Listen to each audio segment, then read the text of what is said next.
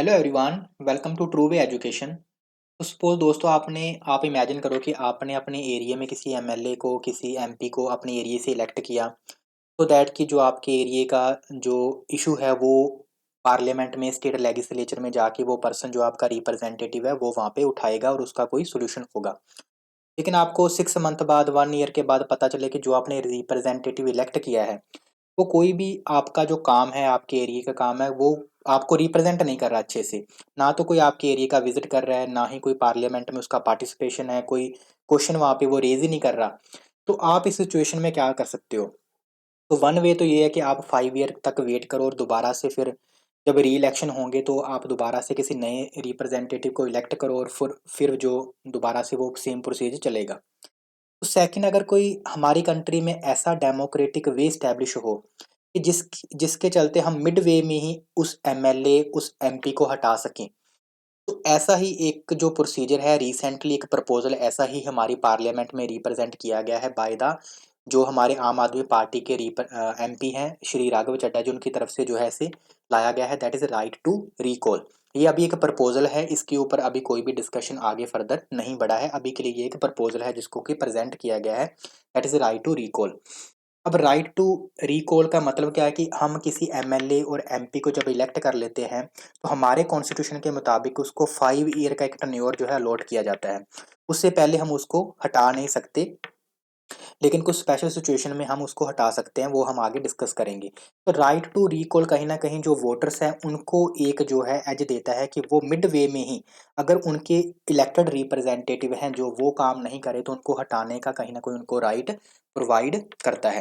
तो रिसेंटली जब हमारे जो पार्लियामेंट में इस प्रपोज़ल को लाया गया, तो ये एक काफ़ी हॉट टॉपिक बन गया और इसके ऊपर जो डिस्कशन हमें पॉलिटिकल जो पार्टीज़ हैं, उनमें भी देखने को मिली और जो हमारे एकेडमिक पर्सन हैं, उनमें भी हमको देखने को मिली।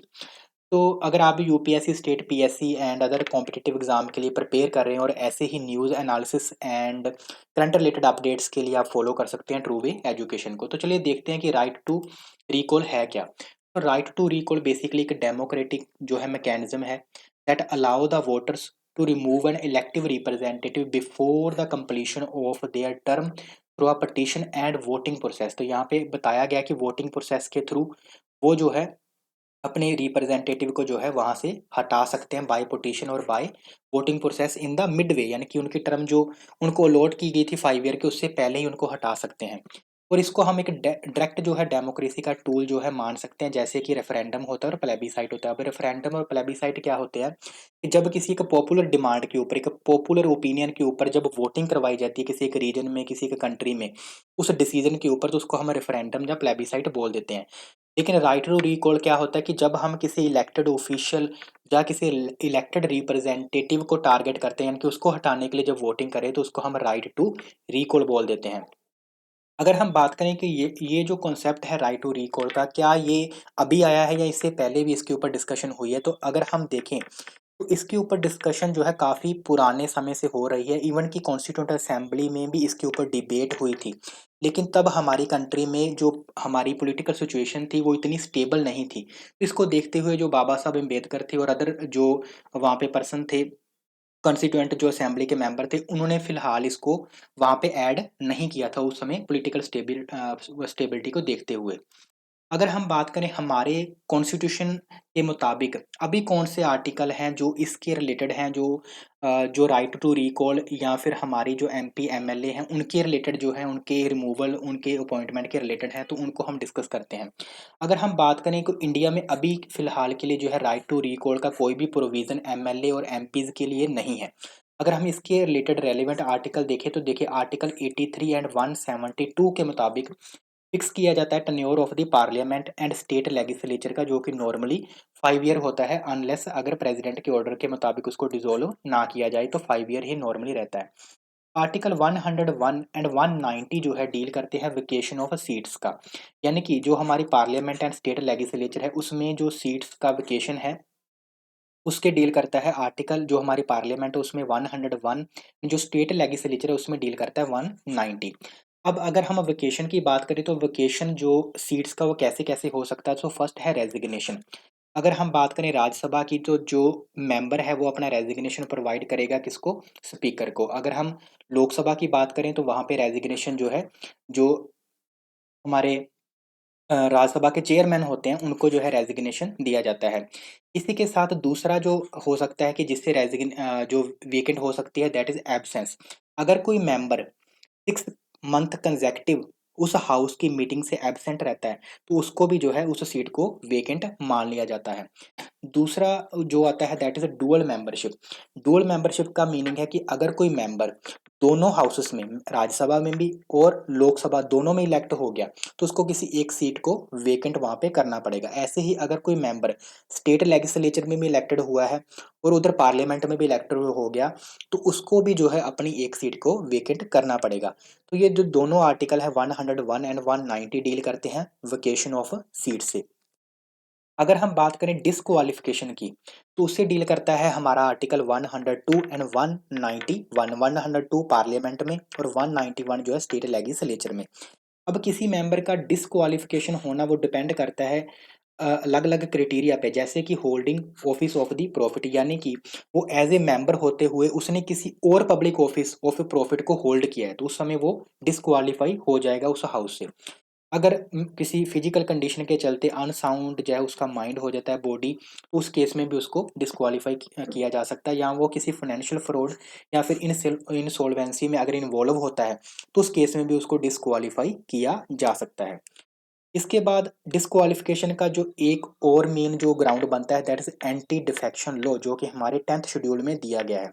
अब एंटी डिफेक्शन लॉ जो है कब एप्लीकेबल होता है? जब कोई मेंबर अपनी ही पार्टी के अगेंस्ट, यानी कि जो उनकी व्हिप होती है, जो पार्टी का प्रोसीजर होता है उसको व्हिप बोलते हैं, तो उसके अगेंस्ट अगर कोई पार्टी मेंबर जाता है, अपनी ही पार्टी के अगेंस्ट वोट कर रहा है, जो अपने, या फिर हम बोल सकते हैं कि अपने पर्सनल गेन के लिए वो अगर अपनी पार्टी चेंज कर लेता है, तो उसके ऊपर एंटी डिफेक्शन लॉ जो है इम्प्लीमेंट हो जाता है, तो इस केस में भी वो डिस्क्वालीफाई हो जाएगा। तो ये हमने देखा कि कैसे एक मेंबर को रिमूव किया जा सकता है। तो अभी के लिए अगर हम देखते हैं, तो रिमूवल ओनली पॉसिबल है या तो रेजिग्नेशन के थ्रू, या फिर उसको डिस्क्वालिफिकेशन किया जाए, एंटी डिफेक्शन लॉ उसके ऊपर इम्प्लीमेंट हो जाए, फिर या फिर नो कॉन्फिडेंस मोशन। देखो, नो कॉन्फिडेंस मोशन जो है हमारे संविधान के आर्टिकल नंबर 75 के अंडर जो है लाया जाता है, और पूरी गवर्नमेंट, किसी एक मेंबर, इंडिविजुअल मेंबर के अगेंस्ट नहीं होता, पूरी गवर्नमेंट के अगेंस्ट ही नो कॉन्फिडेंस मोशन लाया जाता है, और अगर इसको मेजोरिटी से पास कर दिया जाए, तो फिर जो वो गवर्नमेंट है वो उसको हटना पड़ता है, और नई गवर्नमेंट होगी उसको फिर इलेक्ट किया जाता है। तो इस केस में भी जो मेंबर है वो वहाँ से हटाया जा सकता है। तो ये तो हमने देख लिया कि अभी के लिए जो हमारी कंट्री में जो किसी एक मेंबर को रिमूव करने का क्या प्रोसीजर होता है। तो अगर जैसे हमने देखा कि अभी के लिए जो हमारी कंट्री में किसी अगर हम मेंबर को रिमूव करना चाहते हैं, तो उसके लिए कॉन्स्टिट्यूशनल प्रावधान दिए गए हैं। तो ऐसे ही अगर हम राइट टू रिकॉल को इम्प्लीमेंट करना चाह रहे हैं, तो हमें क्या करना पड़ेगा? हमें कॉन्स्टिट्यूशनल अमेंडमेंट करनी पड़ेगी, और कॉन्स्टिट्यूशनल अमेंडमेंट के लिए ओनली आर्टिकल जो एप्लीकेबल होता है, that is article 368। Very very important article है, और ओनली आर्टिकल है जो कि कॉन्स्टिट्यूशनल अमेंडमेंट से डील करता है। आप मुझे कमेंट सेक्शन में बताइएगा कि जो हमारी कॉन्स्टिट्यूशनल अमेंडमेंट होती है, उसके लिए कौन सी मेजोरिटी की ज़रूरत होती है? सिंपल मेजोरिटी की, इफेक्टिव मेजोरिटी की, या एब्सोल्यूट मेजोरिटी की? आप नीचे कमेंट सेक्शन में बता सकते हैं। अगर हम बात करें कि जो अभी के लिए राइट टू रिकॉल का प्रपोज़ल लाया गया है, उसके लिए कौन से जो प्रोसेस है उनको प्रपोज़ किया गया है। तो देखिए, फर्स्ट इसमें क्या होगा? Cooling of period. Cooling of period का मतलब है कि इस पीरियड के दौरान उसकी मेंबर के अगेंस्ट जो है वो राइट टू रिकॉल का कोई भी अटेम्प्ट नहीं किया जा सकता, और इसको बताया जा रहा है कि 12 मंथ से लेकर 18 मंथ, यानी कि डेढ़ से हम 1 डेढ़ साल तक बोल सकते हैं कि उसकी उस मेंबर के अगेंस्ट कोई भी ऐसा अटेम्प्ट नहीं किया जा सकता। इस पीरियड के बाद जो है अगर अ, ऐसा अटेम्प्ट किया जाता है, तो उसके लिए पहले क्या प्रोसीजर होगा? सिग्नेचर कलेक्शन का पीरियड होगा। यानी कि पहले उसके लिए एक एप्लीकेशन पे उस जो कॉन्स्टिट्यूएंसी के जो रजिस्टर्ड वोटर हैं, उनकी जो है सिग्नेचर कलेक्ट करने पड़ेंगे, और उस कॉन्स्टिट्यूएंसी के जितने भी रजिस्टर्ड वोटर हैं, उनमें से 35 से 40% जो वोटर्स होंगे, उनके सिग्नेचर उस पिटीशन पे होने चाहिए। 35 से 40% पिटीशन जो है सिग्नेचर होने चाहिए। उसके बाद वेरिफिकेशन होगा, जो हमारी इलेक्शन अथॉरिटी है, वो उन सिग्नेचर्स को वेरीफाई करेगी कि ये एक्चुअली में रियल है या नहीं है, तो उसको वेरीफाई किया जाएगा। उसके बाद जो है रिकॉल के लिए वोट, अगर थ्रेशोल्ड मीट हो जाता है, तो उसके बाद जो है रिकॉल का जो वोट है यानी कि रिकॉल इलेक्शन है वो करवाया जाएगा। अगर उस रिकॉल इलेक्शन में 50% से ज़्यादा वोट रिकॉल के फ़ेवर में आ जाएँगे, तो तब उसको उस जो रिप्रेजेंटेटिव को हटाया वहाँ से जा सकता है, अगर वो एमएलए और एमपी है। तो अगर उसके अगेंस्ट वोट चले गए 50% से ज़्यादा तो उसको वहाँ से हटाया जा सकता है और उसके बाद फिर जो है फ्रेश इलेक्शन वहाँ पे करवाए जाएँगे। तो ये होगा पूरा प्रपोज़्ड प्रोसेस अभी के लिए जो प्रपोज़ किया गया है। अगर हम बात करें कि अगर हम कुछ देखें कि ग्लोबली ऐसी प्रैक्टिस को कहाँ-कहाँ फ़ॉलो किया जाता है और किस वे में फ़ॉलो किया जाता है। तो अगर हम बात करें यूएसए की, तो कुछ ऐसे स्टेट हैं यूएसए के यहाँ पे ये जो प्रोसेस है ये अलाउ किया जाता है रिकॉल का। जैसे कि ऐसा ही कि रिकॉल अटेम्प्ट हमें देखने को मिला था against Gavin Newsom in California state में 2021 में। इसमें भी वही सेम प्रोसीजर जो है फॉलो किया गया। पिटीशन को पहले साइन किया गया रिक्वायर्ड सिग्नेचर के साथ, फिर उन रिक्वायर्ड सिग्नेचर्स को वेरीफाई किया गया, देन जो है रिकॉल पिटीशन वहाँ पे की गई और उसके बाद फिर इलेक्शन के थ्रू जो है वहाँ पे रिमूव किया गया। ऐसे ही यूके में भी हमें ये प्रोसीजर देखने को मिलता है जहाँ पे रिकॉल जो है एमपीज़ का अलाउ किया जाता है, लेकिन वो स्पेसिफिक केस में होता है लाइक मिसकंडक्ट हो गया एंड क्रिमिनल कन्विक्शन में अगर कोई एमपी पाया जाता है तो उसके अगेंस्ट जो है रिकॉल किया जा सकता है। इसमें भी जो 10% वोटर होंगे उस कंस्टिट्यूएंसी के उनके जो है वोट रिक्वायर्ड होते हैं और उसके बाद फिर बाय इलेक्शन के थ्रू जो है उसको रिमूव किया जाता है। ऐसी ही प्रैक्टिस हमें कनाडा में देखने को मिलती है। ब्रिटिश कोलंबिया के जो स्टेट है वहाँ पे सिटीज़न रिकॉल कर सकते हैं अपने प्रोविंशियल लेजिस्लेचर को, जो वहाँ के प्रोविंशियल लेजिस्लेचर हैं लेजिस्लेटर हैं उनको जो है रिमूव वहाँ पे किया जा सकता है। तो अगर हम बात करें कि अभी के लिए इंडिया में क्या रिकॉल का प्रोसेस जो है, रिकॉल करना अपने रिप्रेजेंटेटिव को कहीं पे इम्प्लीमेंट है, तो अगर हम देखते हैं तो सम स्टेट में रिकॉल का प्रोसेस अलाउ है only in panchayat and municipal level पे। तो म्युनिसिपैलिटी एंड पंचायत में कुछ स्टेट हैं जहाँ पे कि लोग जो है अपने रिप्रेजेंटेटिव के लिए रिकॉल कर सकते हैं लाइक एमपी में, मध्य प्रदेश में, छत्तीसगढ़ में एंड बिहार में हमें देखने को ये मिलता है। लेकिन एमपी और एमएलए के लिए अभी के लिए कोई भी प्रोविज़न यहाँ पे नहीं है। अगर हम बात करें कि इस प्रोविज़न को लेकर, इस प्रपोज़ल को लेकर कौन से आर्गुमेंट है जो इसके फ़ेवर में है, तो अगर हम बात करें कि इससे क्या होगा, स्ट्रेंथन होगी अकाउंटेबिलिटी। यानी कि जिस रिप्रेजेंटेटिव को आपने इलेक्ट किया है वो उसकी कहीं न कहीं अकाउंटेबिलिटी जो है लोगों की तरफ, जनता की तरफ और बढ़ेगी और उसको एक कहीं न कहीं उसमें एक जो रिस्पॉन्सिबिलिटी की जो हम बोल सकते हैं कि अपने काम को लेकर रिस्पॉन्सिबिलिटी उसकी और बढ़ेगी क्योंकि उसको पता है कि उसके अगेंस्ट रिकॉल हो सकता है। इसी के साथ जो है पार्टिसिपेटरी जो डेमोक्रेसी है वो और स्ट्रेंथन होगी, लोगों के पास ज़्यादा पावर इसके साथ आएगी और अपने जो उनके रिप्रेजेंटेटिव वो भी अच्छे से काम कर पाएँगे। इसी के साथ जो करप्शन जैसे हैं, जैसे क्रिमिनल केसेस होते हैं एमएलए और एमपी, हम देखते हैं कि नॉर्मली जो है क्रिमिनल केसेस में इन्वॉल्व होते हैं, करप्शन के केसेस में इन्वॉल्व हो जाते हैं। तो ऐसे प्रोविज़न के साथ जो हमारे एमपी, एमएलए हैं जो रिप्रेजेंटेटिव हैं उनमें कहीं न कहीं करप्शन जैसे केसेस को रिड्यूस होते हुए हमें देखने को मिलेंगे। ऐसे ही हमने जैसे बात की कि जो आपके रिप्रेजेंटेटिव होंगे वो ज़्यादा रिस्पॉन्सिव हो जाएँगे और इसी के साथ जो डेमोक्रेटिक चेक है बिटवीन द इलेक्शन वो भी बना रहेगा। कहीं न कहीं उस रिप्रेजेंटेटिव को पता होगा कि इन बिटवीन उसकी मिड टर्म में भी उसको हटाया जा सकता है। अगर हम बात करें कि कौन से आर्गुमेंट इसके अगेंस्ट हैं, कि इसके साथ एक तो क्या होगा कि पॉलिटिकल इनस्टेबिलिटी का ज़्यादा यहाँ पे हो सकता है क्योंकि इस ऐसे प्रोविज़न का कहीं न कहीं ऑपोज़िशन की तरफ से जो है मिसयूज़ भी किया जा सकता है। तो पॉलिटिकल इंस्टेबिलिटी जो आने का वहाँ पे जो खतरा है वो बना रहेगा कि कहीं मिड टर्म में ही जो अपोज़िशन पार्टी है उसकी तरफ से ऐसे सिग्नेचर करा के और उस जो रिप्रेजेंटेटिव होगा उसको हटाया जा सकता है। तो पॉलिटिकल इंस्टेबिलिटी कहीं न कहीं एक कंसर्न है। दूसरा है फ्रीक्वेंट इलेक्शन। अगर हमारी कंट्री में ऐसे ही फ्रीक्वेंट इलेक्शन होते रहे, तो जो हमारी गवर्नमेंट की मशीनरी है, जो हमारा पूरा डेमोक्रेटिक, हम बोल सकते हैं कि एक एरिये में अगर हम गवर्नेंस को देखते हैं, तो उसमें बहुत सारे रिप्रेजेंटेटिव जुड़े होते हैं। तो अगर इलेक्शन ही चलते रहेंगे तो कहीं न कहीं हमें गवर्नेंस पैरालिसिस देखने को मिलेगा। उस एरिया में कोई भी काम नहीं हो पाएगा, अगर वहाँ के रिप्रेजेंटेटिव जो है लगातार चेंज होते रहेंगे और वहाँ पे इलेक्शन ही चलते रहेंगे। वही हमने जैसे बात की कि इसका मिसयूज़ भी हो सकता है बाय द ऑपोज़िशन, जो पार्टी है वो इसका मिसयूज़ भी कर सकती है और ऐसे बार-बार इलेक्शन से क्या होगा कि जो इलेक्शन कमीशन है उनके ऊपर फाइनेंशियल बर्डन बढ़ेगा। इलेक्शन कमीशन के ऊपर अगर बर्डन बढ़ेगा तो ऑब्वियसली वो बर्डन जो है आम लोगों के ऊपर ही पड़ेगा। तो फाइनेंशियल बर्डन भी इससे ज़्यादा बढ़ेगा और इसमें क्या होगा, risk of the populism over the long term reform. तो इसका क्या मतलब है कि यहाँ पे जो आपका इलेक्टेड रिप्रेजेंटेटिव है उसको पढ़ने उसको लोगों के मुताबिक पॉपुलिज़्म चॉइस के मुताबिक ही डिसीज़न लेना पड़ेगा।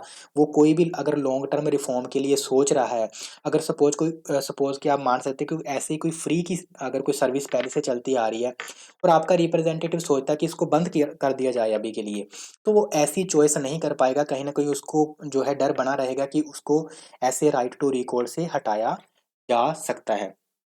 तो ये था पूरा हमारा जो राइट टू रिकॉल का प्रपोज़ल जो हमने देखा।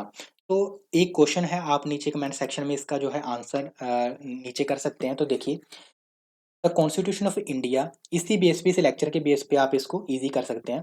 तो constitution of India provide for the right to recall for the member of the parliament, first statement. Second, some states in India provide for right to recall at the level of the local bodies, क्या कुछ state में allow किया गया है local bodies के level पे right to recall. तीसरी हमारी स्टेटमेंट है, introduction of the right to recall for MP would require a constitutional amendment. तो आप, अगर आपने इस लेक्चर को अच्छे से सुना है तो आप इजीली जो है इसका आंसर कर सकते हैं, नीचे कमेंट सेक्शन में आप अपना आंसर बता सकते हो। तो अगर हम बात करें दोस्तों ऐसे प्रोविजन को लाने की, तो ऐसे प्रोविजन से कहीं ना कहीं हमारी कंट्री में अगर हम बात करें तो जो डेमोक्रेटिक अकाउंटेबिलिटी है, जो हमारे रिप्रेजेंटेटिव हैं, एमएलए हैं, एमपी हैं, उनकी डेमोक्रेटिक अकाउंटेबिलिटी बढ़ेगी। लेकिन दूसरी तरफ इंडिया जैसी डाइवर्स कंट्री में जहाँ इतनी सारी ऑपोजिशन पार्टी हैं, तो कहीं न कहीं इसके मिसयूज़ का खतरा भी बना रहेगा। तो अगर हम बोल सकते हैं कि अगर गवर्नमेंट की तरफ से ऐसा कोई भी प्रोविज़न लाया जा रहा है, तो उसमें जो कुछ हम बोल सकते हैं कि जो प्रोविज़न डाले जा सकते हैं, जैसे कि कूलिंग ऑफ पीरियड है, उसको थोड़ा बढ़ाया जा सकता है। जो सीरियस मिसकंडक्ट के केसेस हैं, उनके लिए इसको लाया जा सकता है। एंड स्ट्रिक्ट वेरिफिकेशन का यहाँ पे प्रोसेस होना चाहिए, आई थिंक, जो मेरा यहाँ पे ओपिनियन है। तो आपका क्या ओपिनियन है इसको लेकर, आप नीचे कमेंट सेक्शन में बता सकते हैं। ऐसे ही न्यूज़ एनालिसिस के लिए यानी करंट रिलेटेड अपडेट्स के लिए आप फॉलो कर सकते हैं ट्रू वे एजुकेशन को। Thank you, bye bye.